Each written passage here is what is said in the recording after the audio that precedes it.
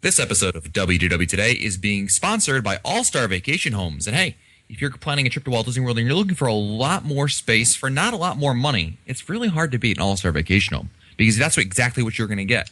Lots of space, lots of great amenities like your own private pool, full kitchen, game room, movie room, full bathrooms. These are all the amenities that you typically find in many of the All Star Vacation Homes. And the best part, the price is right for you. Check them out online at www.allstarvacationhomes.com. This is Walt Disney World Today. Give us 5 minutes and we'll give you the world. It's Friday, September 10th, 2010, and this is episode 771 of WDW Today. I'm Matt Hochberg of StudioCentral.com. Joining me on today's show is Mike Scopa, a senior feature writer and blogger for allears.net. Welcome to the show, Mike. This was the American dream. American Adventure? No. Gotcha. Sucker. Got sucked into that one, Matt. Yeah. All right, big shot Canadian. What say you? I was smart enough not to guess. It wasn't organic. What was that, Mike? It's Hall of Presidents. He cut me off. I was going to say that. Also joining us on today's show is the man providing further technical jiggery-pokery, Mike Newell of Mouse World Radio. Welcome, Mike. Say that again? Jiggery pokery? Jiggery-pokery. What is technical that? jiggery-pokery. Isn't that a felony? I'm a pass, please. Also joining us on today's show is Fred Hazelton of the Unofficial Guide to Walt Disney World, which can be obtained over the counter by any moderately disreputable bookstore. Welcome to the show, Mike. Fred, whatever your name is. Either one's good. I'll go by Mike tonight if we have to. Make it 3 mics. Good to have you back on the show, Fred. Oh, I'm happy to be here, filling in for Len while he does God knows what all around the UK. Now he's in Norway, as my text message Right. at 4:30 a.m. indicated. Yeah, he needs It'll to. never be the same. He has a problem with the difference in time zones from the Europe to here. Yeah, I think he understands it, Mike. I don't think he cares. That's the problem. I got a phone call from him at like 4:30 in the morning. Apparently, they play the Epcot music in Legoland, and he was very excited about it. Yes. And he had to tell everyone he knew. But 4:30 in the morning, I was on my third dream by then.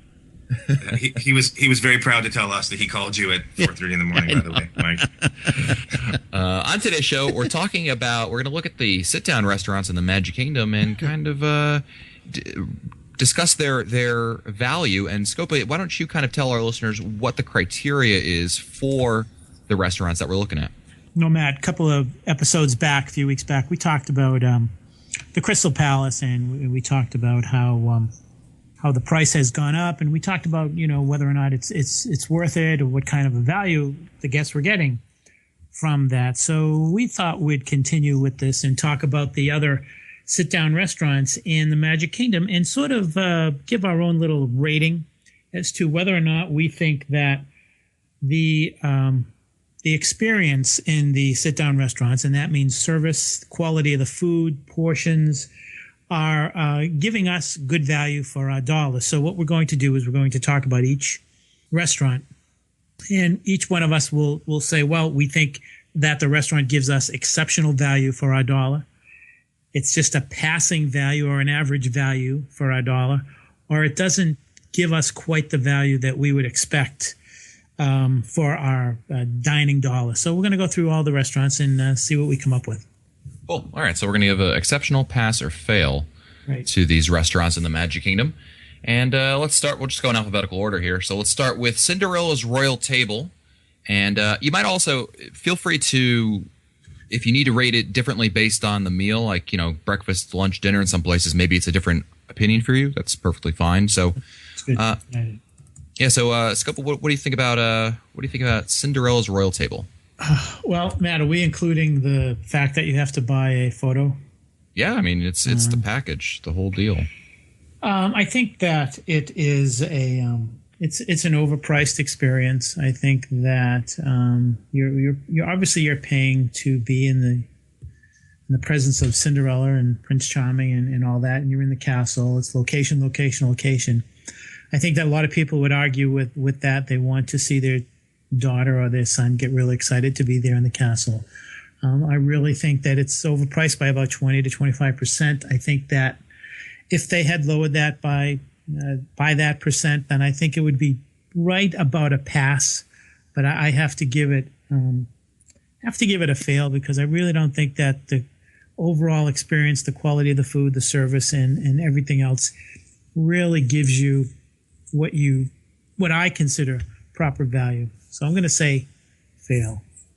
Yeah, I'm not a fan of the forced photo. I mean, I know it's included in the package, so obviously you're paying for it. And I really couldn't care less about the photo. I mean, if I'm taking a photo, I'll take it with my own camera. Thanks. Yeah. I'm not one for being forced to take it. It's, I think it's great that they offered it, but the fact that you have to get it in the package is a real negative for me.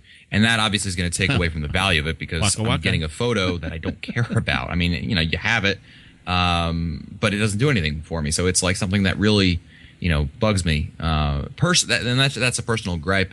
Never mind the food, which has not really done very well in reviews, certainly over the past few years. And the fact that you're paying for dinner $54.76 per adult. So just if like me and my wife to go would cost over $100 just to eat there, never mind no children, $100 for dinner. Matt, if you and Marissa went for lunch, it would be almost $50 a piece. So it's like 48. I just pulled it up. It's $48.54 a piece for lunch. Yeah. For a child, it's $31.11. It's $31.11 for children, 3 to 9. So a family of 4 is going to spend $170 for lunch. Wow. Yeah. Now, I mean, look, if you're looking at it from the perspective of, your child, most likely your daughter, wants to have that special meal with Cinderella, and it's got to, you want it to be in the castle. Well, you're paying for the location first and foremost. I mean, from a dollars and cents point for what you're getting, what you're paying for, it's a real tough thing for me to justify. Let me put it this way: it's a bad value, but I can understand it to some extent. It doesn't justify it, but at least I can kind of understand, because there's some other restaurants we're going to talk about, and I'm not going to be able to justify it. I still give it a fail, but I can see why they charge so much for it. But anyway, that's my opinion. Fred, what do you think? Yeah, I know what you guys are saying, but it's so popular. It's kind of hard to argue that it's overpriced. I mean, it's obviously not overpriced to the point where people are not going. It's one of the most popular restaurants in all of Walt Disney World. I think there's no doubt that if you look at just the food, like the price of the food, if that was at a resort, it would be ridiculously overpriced. But I think the setting, when you think about it, I mean, there's nowhere else in the world where you could eat at a restaurant like that. And so I think for me, I'm probably going to get it, I'm just going to bump it up to a pass, because I think it's one of those experiences that you have to kind of do once, and then, that's probably enough. Yeah, no, I agree with you. I mean, like I said, I can see your point. I cannot debate that point at all. What do you think, Newell? I'm with you guys. I mean, I don't have kids, so that the appeal is not there to me. You also have to pay. Nobody's taking this into account. You also have to pay admission to get into a park to get to this place. So you have that on top. So not that you're going to go there just for dinner, but add that into the cost of everything else. I've eaten there. The food doesn't appeal to me as much to want to go back. I can understand what Matt's saying, and I'm going to give it even what Fred is saying, I'm going to give it a pass just for what it is. I'm not going to go anytime soon, and it has no appeal to me whatsoever. But I understand why it's there, and I can justify its purpose. But it's not geared towards me, and I'm not going to go back. Hey, what would you guys give for a percentage of for today? Let's say 100 families ate at Royal Table. We're talking breakfast, we're talking lunch, we're talking dinner. What percent of those families do you think were first timers to Cinderella's Royal Table? And I guess, Fred, you wouldn't have any data on that, would you? No. I would guess it'd be pretty high, though. I bet you'd be probably 85 to 90%, 90 out of 100. That's what I'm thinking. So I'm wondering if they get any repeat customers. That's a good point. I mean, it might be like I said, it's the castle. You're eating in the castle. There is something to be said about that. And, I don't, I can, like I said, I can see why it is. I mean, my biggest problem is the food, because the quality of the food does not warrant the price. No, I think we all agree on that for sure. Yeah, I just wish, nobody does. Yeah, I mean, if the food was a lot better, you could at least say, well, we're in the castle, food's not bad, okay. But, the combination of high price, forced stuff, and bad food, just, that doesn't do it for me. But again, I'm not, I can, if someone says, hey, look, my daughter wants to eat with Cinderella in the castle, there's no other place you can do it. It is a unique opportunity. It's kind of cool in that respect. From the atmosphere is unbeatable. So I can understand that. Well, perhaps if Cinderella actually served you the meal, like if she didn't have her fancy dress, but just wore her her skivvy clothes, there you and go. actually was walking around sweeping under the tables. Nice. That might make it better. Let's move on to the Crystal Palace. Crystal Palace, yeah. This is, I don't know about you guys, but I think, whenever somebody asks me where to eat for a sit-down restaurant, I usually say Crystal Palace is your best choice. I don't know why. I think it's just, again, it's kind of a unique building, and it's kind of in a central location. Plus, when you compare it to the other options, I think this is probably the best one. I don't know if I'd say it's exceptional for value, though. Probably just kind of be like a high pass. I mean, it's hard to say that anything in the Magic Kingdom is exceptional for value. I don't know. Yeah, I'd give it a pass too, Fred. I think it's certainly breakfast and lunch aren't bad. I mean, $20.99 for breakfast, $22.99 for adults for lunch. It's not terrible, and that's certainly in line with everywhere else you see on Walt Disney World. The buffet prices, if you pay attention to the prices across the property, especially in the parks, they're almost all the same. For dinner, it's like $30 for dinner, basically, no matter where you go. I think at the Crystal Palace, when you go for a late breakfast, because it's the buffet and it's the characters, if you go for a late breakfast and make it like a kind of a brunch, I think you can actually turn it into a pretty good value for the family. Yeah, that's a good point. I think it's something that. Well, anyway, I already said my piece. Scopo, what are your thoughts on it? Kind of agree with everything you said, Matt, on yours. I think that the breakfast and the lunch is definitely a high pass. I think that dinner may just barely get to the pass. I think the 32 for that is, like you said, it's pretty much the same. I really feel that the breakfast and the lunch is the. If I'm going to go to the Crystal Palace, I'm probably going to go for breakfast or lunch. I'm not sure if I'm going to go for dinner. Yeah. So I think it's overall, I'd give it a pass, barely a pass. What do you think, Noel? I'm going to agree with Mike. I think that the lunch is a better value than the dinner. For Crystal Palace, for what it is, it's like Fred said, there's really nowhere in the Magic Kingdom that's good value. Mm-hmm. And Magic Kingdom isn't also known for its cuisine either. So cuisine where I would say goes to Epcot, Magic Kingdom, not so much. This is more of a pass, with the lunch being the better value than the dinner. Yeah. Yeah, great point, Mike. I would say, this is a topic for another show, but I would say if I was going to rank the sit-down restaurants of the 4 parks, I would put Magic Kingdom last. Oh, for sure. I will say about Crystal Palace, though, and it's I do think that there's a very nice wide selection of food. I remember the last time I ate there, I was actually pleasantly surprised to see how many options there are, and that's always a good sign. When you have lots of options, I think it's for buffet. I want to be in the situation where there is too much to choose from. So I feel like the Crystal Palace the cuisine's gotten a little bit better in the past 5 years too. I don't know if you guys have felt that too, but it just seems like the buffet is a little bit better than it used to be. Yeah, I think so. I would agree. I would agree. The food has definitely improved in the last few years. Let's move on to Liberty Tree Tavern and talk about the good old Liberty Tree Tavern restaurant. Serves lunch and dinner. Everybody at once. 1, 2, 3. Fail. Fail.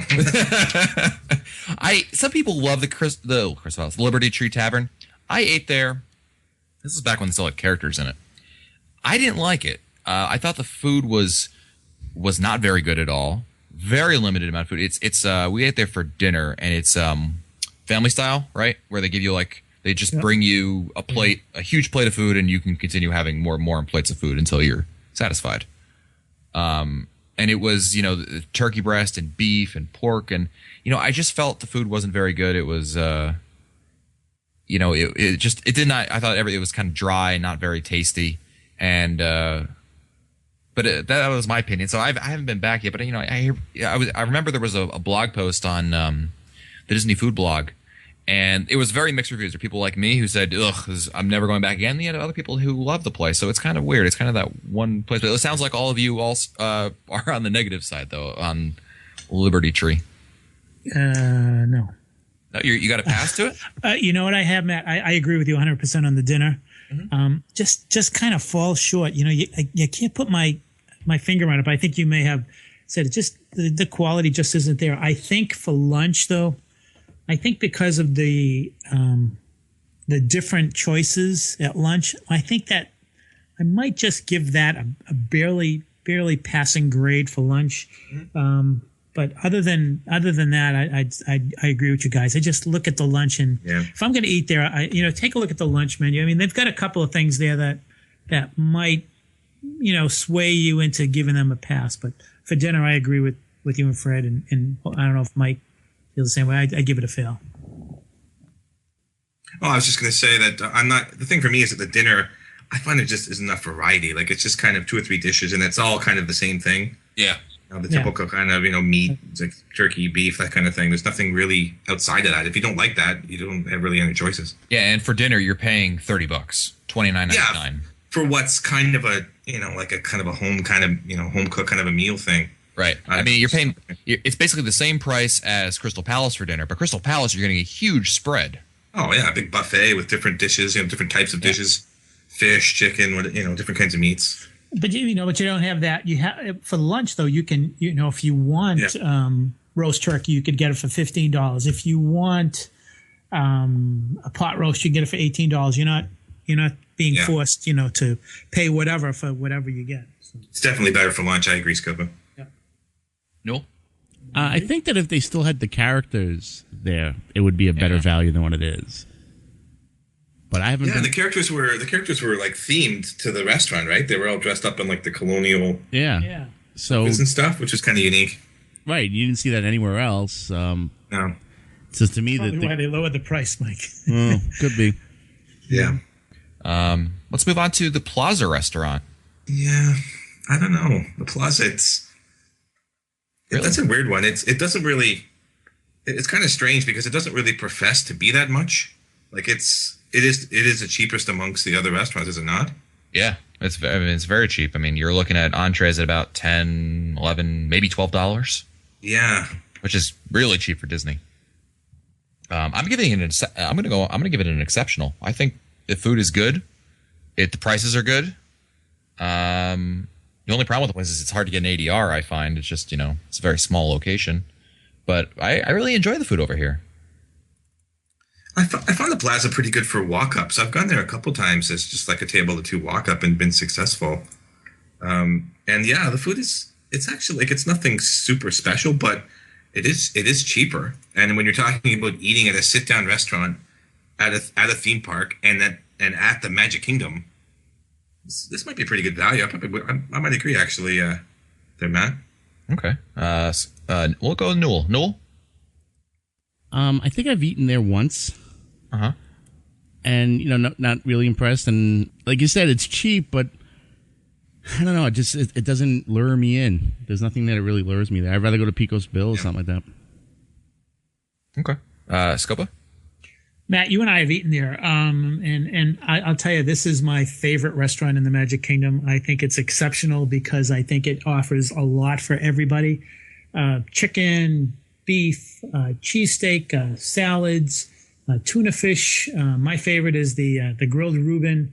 I love it. I think that they have the best ice cream in the Magic Kingdom. I think that the value for the price, I think you're getting exceptional value. The service has always been good there. It is my favorite in the Magic Kingdom, and I'm going to give it an exceptional.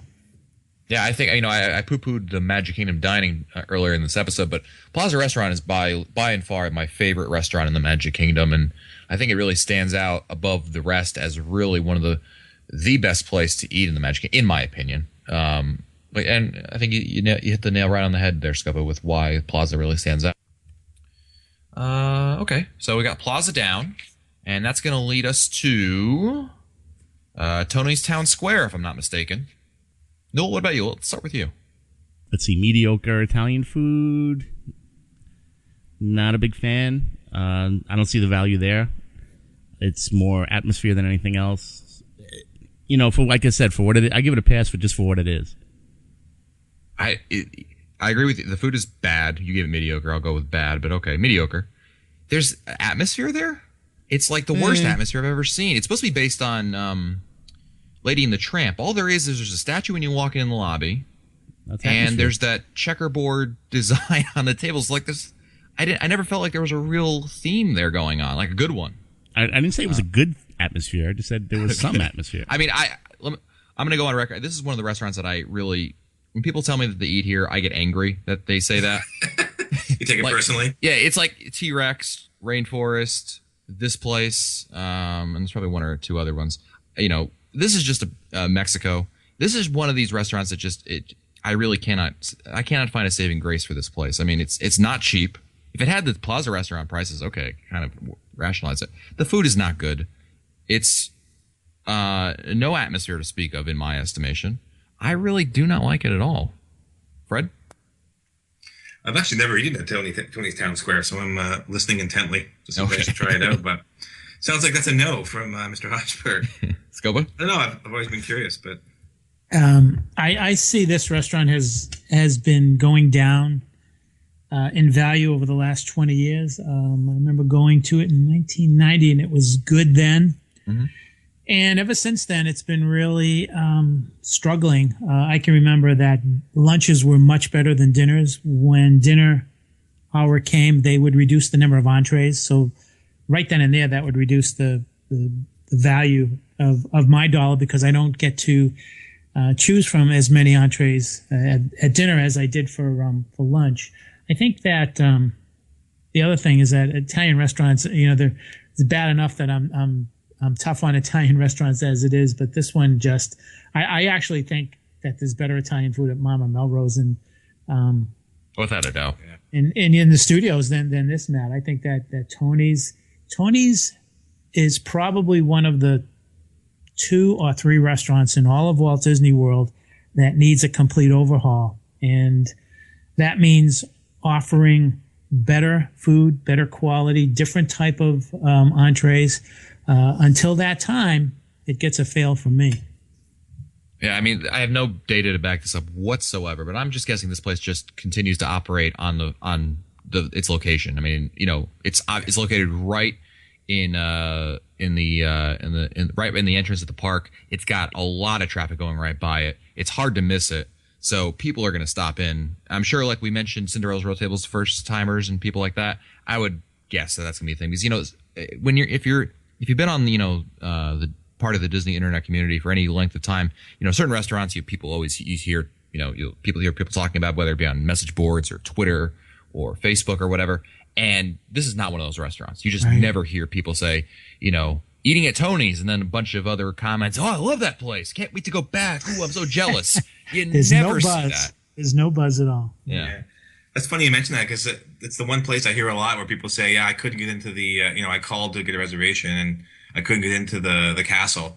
So they gave me, Tony's Town Square. I wonder if that's kind of a default, if they try to fill that up and people call in and don't get what they want.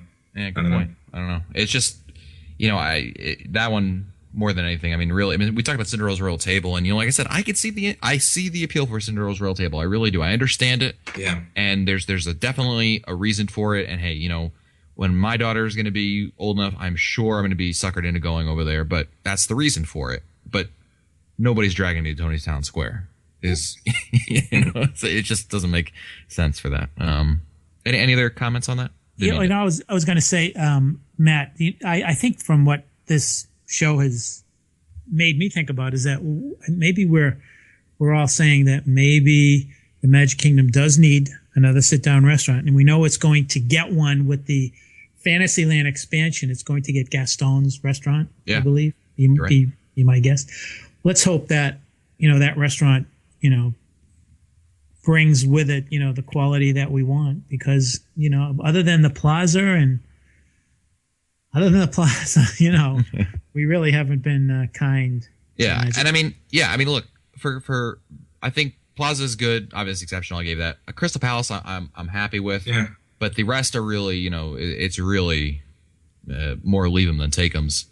And I agree with you, Mike. I would love to see some more great options here because it's their flagship park, the Magic Kingdom, obviously. Exactly, crown jewel. The crown jewel should have the best quality. Should have the top shelf. Should have the best value. Especially, and when you think about it, like whenever people ask us for advice about dining at the Magic Kingdom, we always say just go hop on the monorail, get out of the park. You can easily get to the monorail resorts for decent meals, and it's quiet. It's gonna be more quiet. It's gonna be a nice break from the park. So they have some competition. Yeah, you make a good point, Fred. I would say that none of the restaurants that we've talked about tonight is above the Kona. I think Kona blows them all away. Yeah, just hop on the monorail and go to the Polynesian. That's the best advice for lunch. I mean, look at Newell. Newell, we were talking. I forgot which restaurant it was, but Mike was like, "I'd rather eat at Pico's Bills." He'd rather go to a counter service place with. He'd rather spend that. It's not even a matter of money or anything like that. He'd rather go to that kind of a counter service location than a sit-down restaurant, and that should not be the case. So, anyway, those are our opinions, and certainly we'd love to hear your opinions. You can go to wdwtoday.com or hit us up on Twitter, WDW Today Podcast, and share your thoughts on the restaurants in the Magic Kingdom. Which ones you like? Which ones? What do you think about Cinderella's Royal Table and Tony's Town Square, and some of the others that we discussed. So looking forward to hearing those comments as well. Don't forget that this episode of WDW Today has been sponsored by All-Star Vacation Homes. And hey, we're discussing value here, which is good, which is bad. There's no denying the value at an All-Star Vacation Home. I mean, you're getting a lot of space, a lot of great amenities for a fraction of the price that you'd pay if you wanted to get those kinds of amenities on Walt Disney World property. I mean, it's not even close. That's how great of a value it is. Just go to their website, allstarvacationhomes.com, poke around a little bit, see what you can find, and you're going to say to yourself, wow, you can get all that for all this, for a little of this? Perfect. Check them out again, www.allstarvacationhomes.com.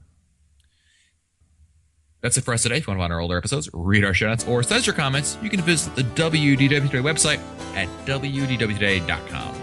For Len Testa, Mike Sopa, Mike Newell, and Fred Hazelton, I'm Matt Hochberg. We'll see you on the next show. Stupid Judy, stupid energy. This has been a production of Mouse World Radio.